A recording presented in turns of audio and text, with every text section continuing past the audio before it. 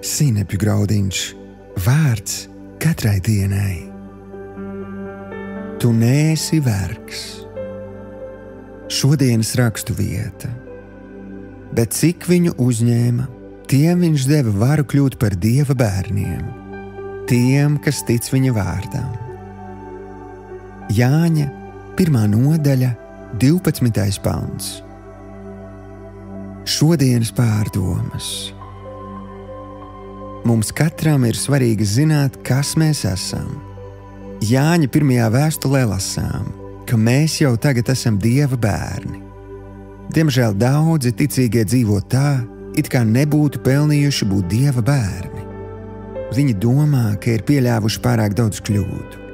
Viņi dzīvo ar vergu mentalitāti, samierinoties ar viduvējību, vainas apziņu, trūkumu, slimībām un pat atkarībām.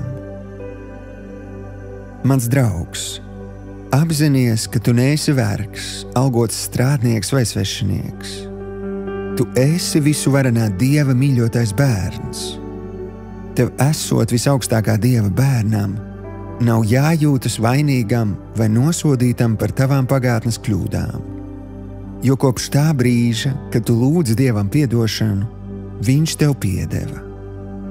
Bībele saka, ka Viņš mūsu grēkus ir licis tik tālu, cik rīti no vakariem.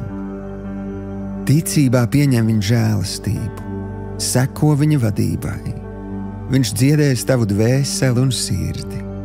Viņš tev atvērs durvis, ko neviens nevar atvērt, un piepildīs cerības, kuras tu jau biji atmetis. Šodienas lūkšana. Tēvs, paldies, ka caur ticību Jēzum Kristum tu mani esi pieņēmis par savu mīļoto bērnu. Piedod, ka esmu ierobežojis tevi savā dzīvē. Es pateicos, ka tu dziedini manu sirdi un dvēseli. Paldies, ka es varu vienmēr paļauties uz tevi, mans mīļais visuvarenais debesu Tēvs. Jēzus vārdā.